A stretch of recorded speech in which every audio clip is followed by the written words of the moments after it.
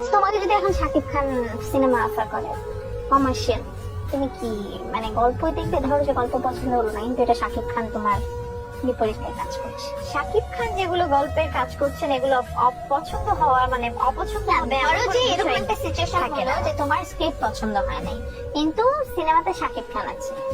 শাকিব ভাই যে সিনেমাগুলো চুজ করে সেগুলোর স্ক্রিপ্ট আসলে অপছন্দ হওয়ার কোনো বিষয় থাকে না। হলো না, এটা অপছন্দ হবে, অপছন্দ হবে না।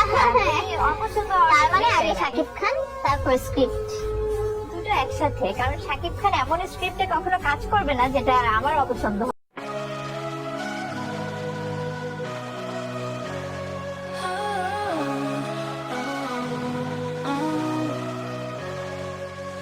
চুপচাপ রাত জাগে, চোখের কোণে জল, তোমারই নাম ধরে ডাকি প্রতিটা। সাকিব খানের এক ভিডিওতে আমার পেজ মনিটাইজেশন পেয়ে গেছে ভাই, ভিউজ অনেক বেশি, তার ফ্যান্স অনেক বেশি। সাকিব খান কতটুকু কন্ট্রোভার্সিয়াল সেটা নিয়ে আসলে আমারই না, আমার কথা হচ্ছে তাকে আমার ইভেন্টে নিলে আমার ইভেন্ট কতটা পপুলার হবে, আমি কত বেশি ক্রাউড পাবো, সেটার উপর ভিত্তি করে সাকিব খানকে নেয়া।